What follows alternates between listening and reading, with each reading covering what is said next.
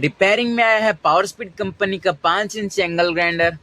और एक अच्छी बात बताऊं तो ये 40 के 5 इंच एंगल ग्राइंडर का डिट्टो कॉपी मॉडल है। इसका बॉडी सेम है और इसके अंदर लगने वाले सारे स्पेयर पार्ट्स सेम है। टोटल 40 के स्पेयर पार्ट्स इस ग्राइंडर में लग जाएंगे, बस कलर अलग है, उससे हमें कोई प्रॉब्लम है नहीं। इसे ऑन करके देखते हैं इसमें प्रॉब्लम क्या है। ग्राइंडर वर्क नहीं कर रहा और डाउट भी सीधा आर्मेचर पर ही जाता है। तो रिपेयरिंग स्टार्ट करते हैं। सबसे पहले इस हैंडल को बाहर निकाल लेंगे। आर्मेचर को बाहर निकालने के लिए हमें कार्बन ब्रश बाहर निकालने होते हैं। तो सबसे पहले हम कार्बन ब्रश को बाहर निकालेंगे।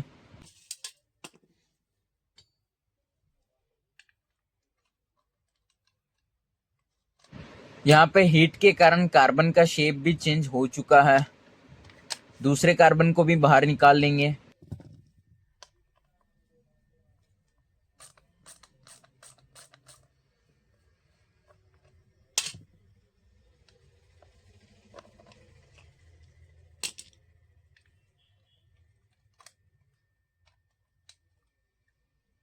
यहाँ भी सेम दिक्कत है, कार्बन हीट होके पिघल चुका है। अब हमें आर्मेचर को बाहर निकालना होगा। इसके लिए हमें गियर बॉक्स को ओपन करना होगा और गियर बॉक्स के अंदर आर्मेचर एक मेटल प्लेट के ऊपर फिक्स है।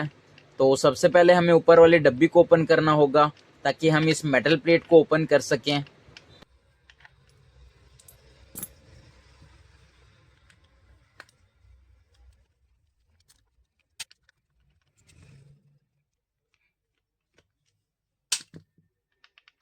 डब्बी बहुत ज़्यादा टाइट है, हथौड़ी का यूज़ करेंगे।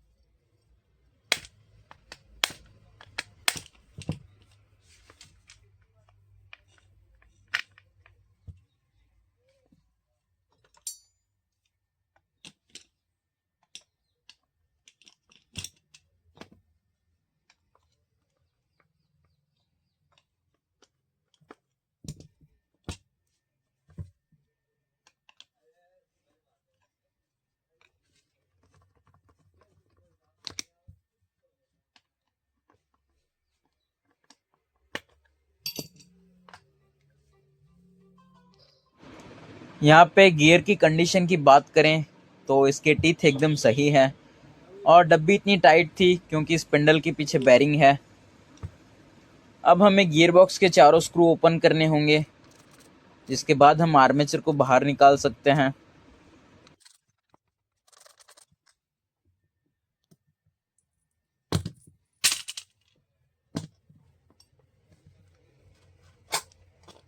यहाँ पे आर्मेचर का कम्यूटेटर चमक रहा है क्योंकि कस्टमर ने इसके ऊपर पेपर मारा था। उसे लगा कि कम्यूटेटर काला पड़ चुका है, इसे क्लीन कर लेंगे तो ये अच्छे से काम करेगा, पर नहीं, ये काम नहीं करेगा। हमें इसको चेंज ही करना होगा। एक बार फील्ड की कंडीशन को भी चेक कर लेते हैं। तो अंदर से फील्ड कॉइल सही लग रहा है, पर ये जो फील्ड के ऊपर कवर लगता है वो कट चुका है। तो अगर हमारे पास नया पड़ा होगा तो हम इसे भी चेंज कर देंगे। जैसे कि मैंने आपको बताया कि आर्मेचर एक मेटल प्लेट के ऊपर फिक्स है, तो हमें इन दोनों स्क्रू को ओपन करना होगा ताकि हम गियर बॉक्स से आर्मेचर को अलग कर सकें।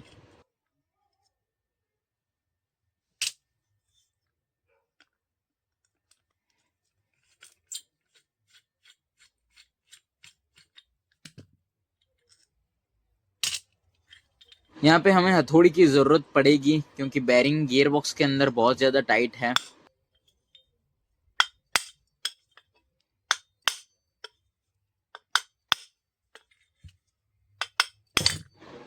तो अंदर कुछ इस तरीके के फिटिंग्स हैं और ये है मेटल प्लेट जिसके ऊपर बेरिंग लगा है और ये गियर बॉक्स के साथ अटैच हो जाता है। बेरिंग के ऊपर एक रिंग लगा है, इसको बाहर निकाल लेंगे। रिंग को बाद में निकालेंगे, पहले पिनियन के ऊपर वाले स्क्रू को ओपन करते हैं।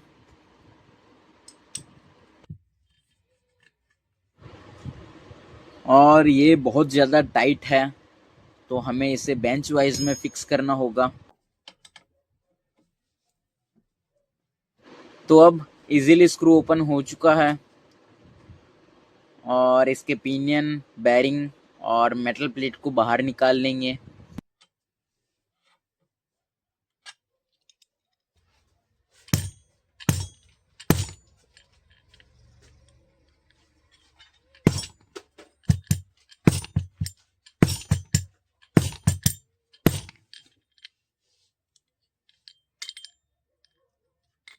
एक बार बैरिंग को चेक कर लेंगे और मेरे हिसाब से ये 6200 बैरिंग होना चाहिए, 6200।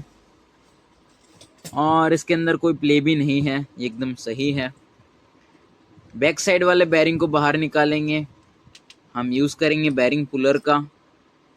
और ये तो मुझे पता ही है, 608 बैरिंग है ये।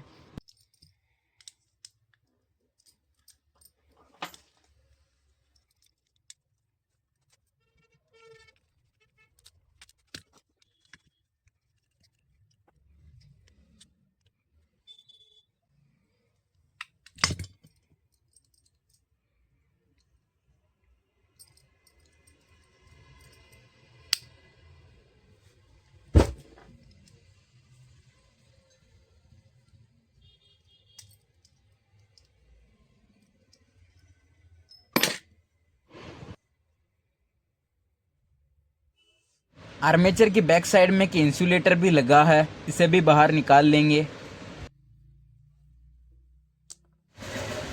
और यह है 40 के 5 इंच एंगल ग्राइंडर का ओरिजिनल आर्मेचर। हम रिपेयर कर रहे हैं, उस ग्राइंडर का कंपनी पावर स्पीड है, पर स्पेयर पार्ट्स दोनों के सेम है, तो यहाँ पे हम 40 का आर्मेचर यूज़ करेंगे। और आप इसे ऑर्डर भी कर सकते हो, हमारे पास अच्छी प्राइस में अवेलेबल है। तो सबसे पहले हम नए आर्मेचर में इस छोटे से इंसुलेटर को लगा लेंगे।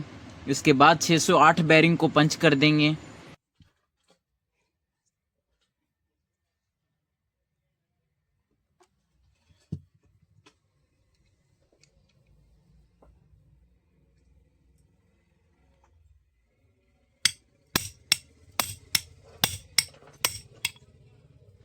छः सौ आठ बैरिंग लग चुका है और अब आगे से फिटिंग्स करेंगे। तो सबसे पहले इसका आईजी प्लेट, बेस प्लेट भी बोल सकते हो, और इसके बाद 6200 बैरिंग।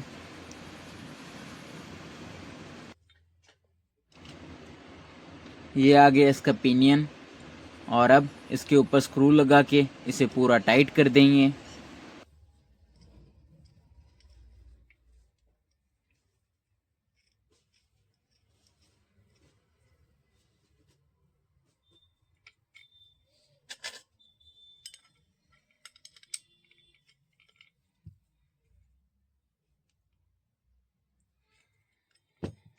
आर्मेचर के साथ बैरिंग्स अटैच हो चुके हैं और अब बाकी है तो ये छोटा सा रबर रिंग, तो इसको भी प्लेस कर देंगे।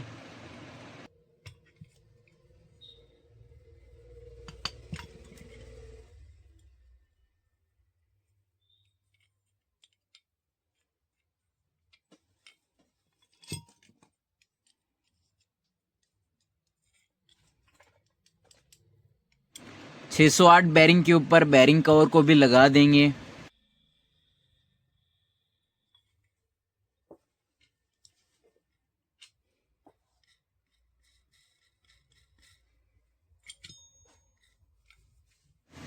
अब गियर बॉक्स को आर्मेचर के साथ अटैच करेंगे, तो यहाँ पे सॉकेट्स को मैच कर लेंगे, उसी हिसाब से हमें आर्मेचर को अटैच करना है। तो वीडियो में आप ध्यान से देखिए।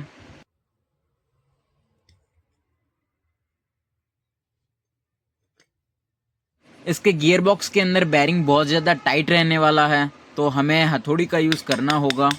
मैंने पहले भी ऐसे ग्राइंडर की रिपेयरिंग की है।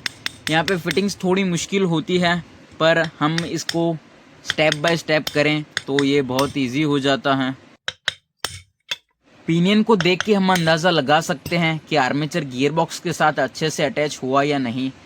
अगर बेरिंग सही तरीके से गियर बॉक्स में फिट नहीं हुआ तो वो हमारे गियर सेट और आर्मेचर को डैमेज कर सकता है।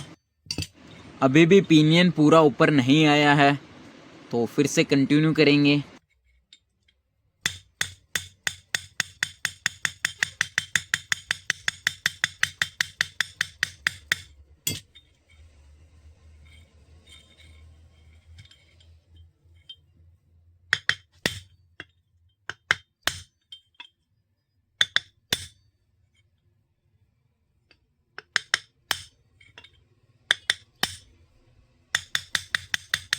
यहाँ पे पिनियन पूरा दिखाई दे रहा है, इसका मतलब गियर बॉक्स के साथ आर्मेचर अच्छे से अटैच हो चुका है। और अब जो मिडल प्लेट है उसके स्क्रू लगा देंगे ताकि ये एक जगह फिक्स हो जाए।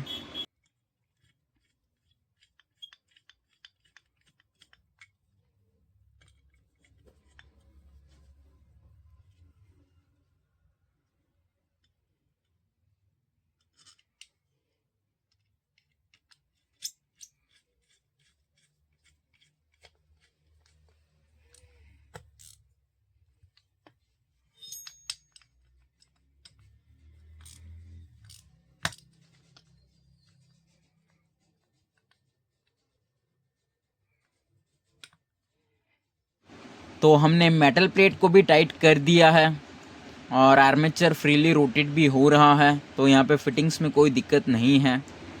इसका फील्ड कवर भी डैमेज हो चुका है और हमारे पास ये नया पड़ा है, तो हम इसे भी लगा देंगे। वैसे इसके काम की बात करें तो ये ज़्यादा कुछ नहीं करता, बस जो एयर होता है उसको एक डायरेक्शन देता है बाहर निकलने के लिए। फील्ड कवर के सॉकेट को अच्छे से मैच करेंगे और फिर हम इसको प्लास्टिक बॉडी के अंदर लगा देंगे कुछ इस तरीके से।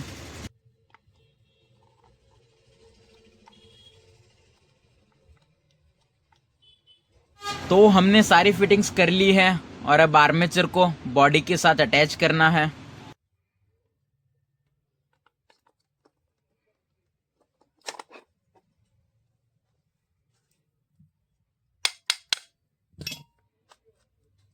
जल्दी से इसके चारों स्क्रू को लगा के इसे फिक्स कर देंगे।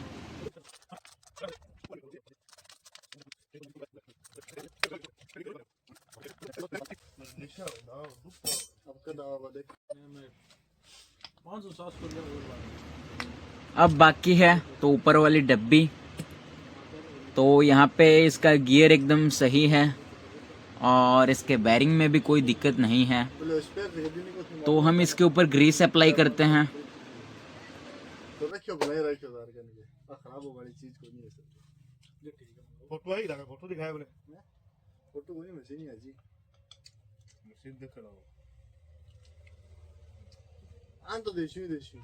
हम डब्बी की सॉकेट को मैच कर लेंगे और फिर गियर बॉक्स के साथ इसे अटैच करते हैं।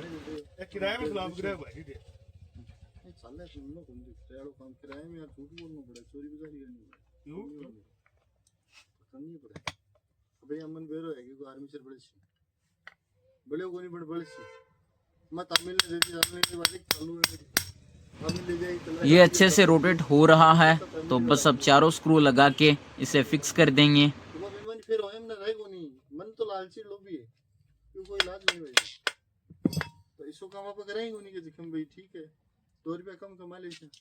दाल खाली से पनीर की दाल कर दी से वो वैसा दिन पहले और की।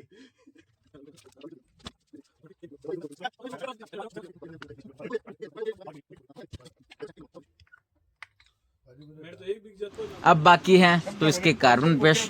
तो यहाँ पे ये कार्बन ब्रश तो हीट के कारण पिघल चुके हैं, तो हम नए कार्बन ब्रश का यूज करेंगे। अब एक लास्ट टॉपिक के बारे में बात करते हैं जो इस ग्राइंडर के रिव्यू के बारे में है। तो जो मिस्त्री इस ग्राइंडर को यूज कर रहा है वो फिलहाल इसे जीरी निकालने के लिए यूज में ले रहा है। तो इस ग्राइंडर का मेंटेनेंस बहुत ज़्यादा कम है और ये काफ़ी पावरफुल है। जीरी निकालने के साथ साथ आप इसे नॉर्मल ग्राइंडिंग के लिए भी यूज़ में ले सकते हो, जहाँ पे आपको लोहा स्टील घिसना होता है या हमें जो कोर बिट्स आते हैं उनसे होल निकालने होते हैं। तो ये ग्राइंडर उन सभी हैवी ड्यूटी कामों के लिए एकदम बेस्ट है। बात रही इसके स्पेयर पार्ट्स की, तो हमारे पास इसका टोटल स्पेयर पार्ट्स अवेलेबल है। और एक प्लस पॉइंट ये है कि ये सेम मॉडल 40 में भी कॉपी है, तो आप इसमें 40 के 5 इंची एंगल ग्राइंडर का स्पेयर पार्ट्स यूज़ कर सकते हो।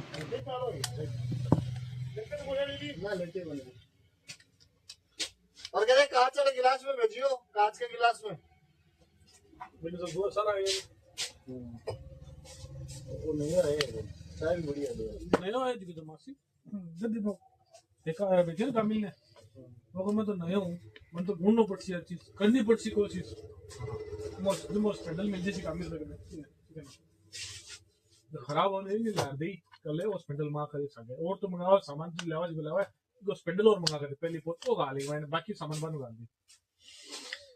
कार्बन ब्रश हमने लगा दिए हैं और अब दोनों साइड इन दोनों कवर को हम फिक्स कर देंगे। देखिए अप्रोच बढ़ता ही है जब तक मैं बिल भेजूं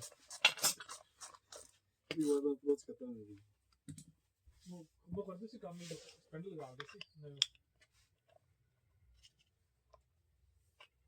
एक ही को नहीं वो बटन और डालो मैं वो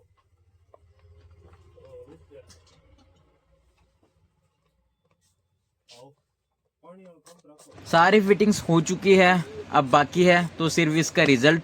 तो इसे ऑन करके देखते हैं ये कैसे वर्क करता है।